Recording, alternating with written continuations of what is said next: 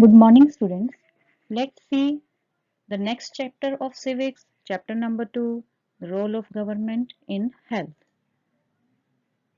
In this chapter, we will read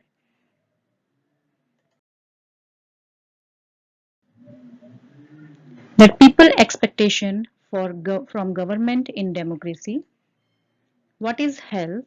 It means the meaning of health, healthcare in India, public and private healthcare services, healthcare and equality, responsibilities of government in healthcare, and two approaches related to health. First one is the Kerala experience and the second is the Costa Rican approach. So all these topics comes in the role of the government in health.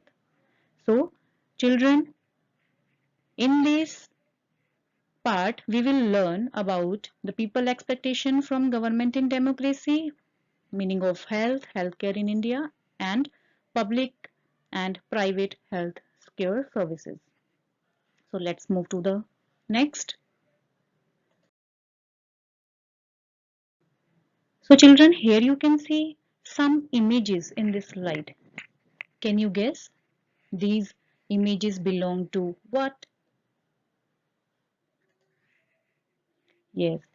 So these are the conditions that the people expect from government in a democracy. So in a democracy, people expect from the government to work for their welfare.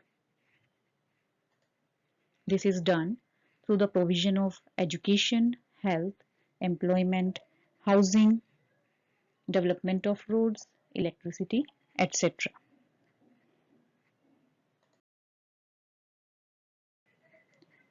So, children, as you can see, this image is given in our lesson and it associated with the health conditions. So you can see in this image that many conditions surrounds we can see. So children, do you know the meaning of health? So let's understand the meaning of health.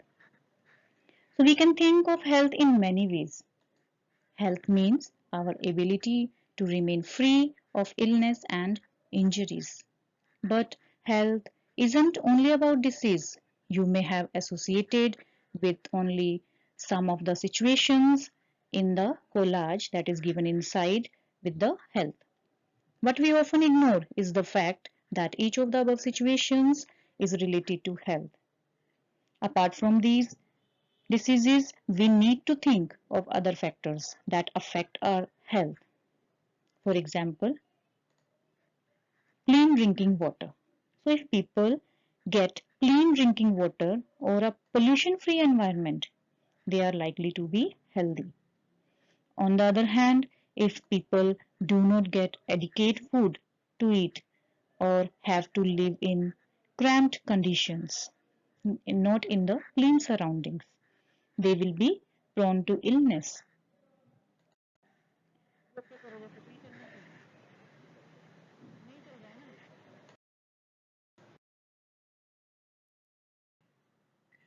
Let us compare the situations expressed in the first and the second columns, the aspects of healthcare in India. So students, you can see in first column, the heading is not given, so you can suggest any heading for these two columns. In first column, you can see that India has the largest number of medical colleges in the world and is among the largest producers of doctors, and approximately 15,000 new doctors qualify every year. Then we have the healthcare facilities have grown substantially over the years. In 1950, there were only 2,717 hospitals in India, whereas in 2000 the number grew to 18,218. India gets a large number of medical tourists from many countries. They come for treatment in some of the hospitals in India that compare with the best in the world. And last, India is the fourth largest producers of medicines in the world and is also a large exporter of medicines. Whereas we can see in the next second column that most of doctors wanted to settle in urban areas. People in rural areas have to travel long distances to reach a doctor. The number of doctors with respect to the population is much less in rural areas. Then we have about 5 lakh people die from tuberculosis every year. Then this number is almost unchanged since independence. Almost 2 million cases of malaria are reported every year, and this number isn't decreasing. We are not able to provide clean drinking water to all. 21% of all communicable diseases are waterborne. Do you know, children, what are communicable diseases? So communicable diseases are those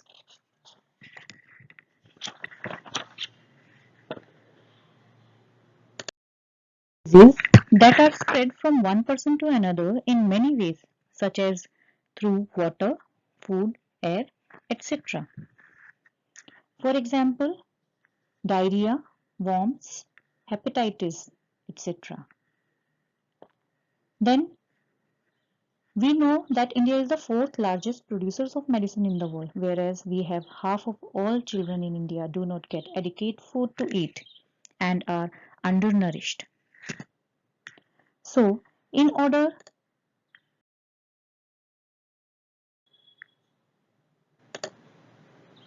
to prevent and treat illness, we need appropriate healthcare facilities such as health centers, hospitals, laboratories for testing, ambulance services, blood banks, etc. that can be provided the required care and services that patients need. In order to run such facilities, we need health workers, nurses, qualified doctors, and other health professionals who can advise, diagnose, and treat illness. We also need the medicines and equipment that are necessary for treating patients. These facilities are required to take care of us. India has a large number of doctors, clinics, and hospitals. The country also has considerable experience and knowledge in running a public healthcare system. Do you know, children, what is public healthcare system? So this is a system of hospitals and health centers that run by the government. We will read this afterwards.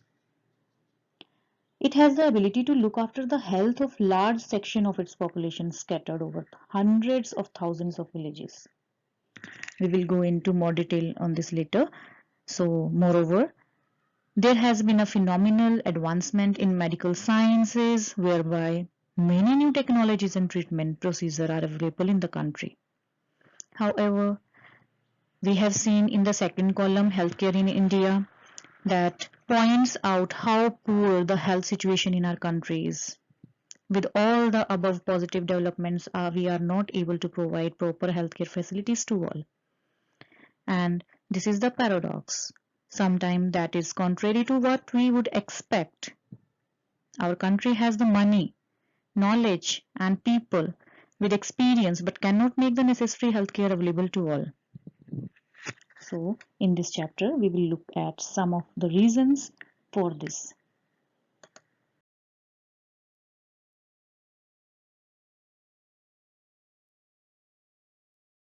This content. So, let's find out. First one is most doctors settle in dash areas. In a democracy, people expect the government to work for their diseases that spread from one person to another person are called. On which of the following does our good health depend? And which of one of the following is a communicable disease? So let's try to find out the answer, and you can answer in the comment box. Thank you, children.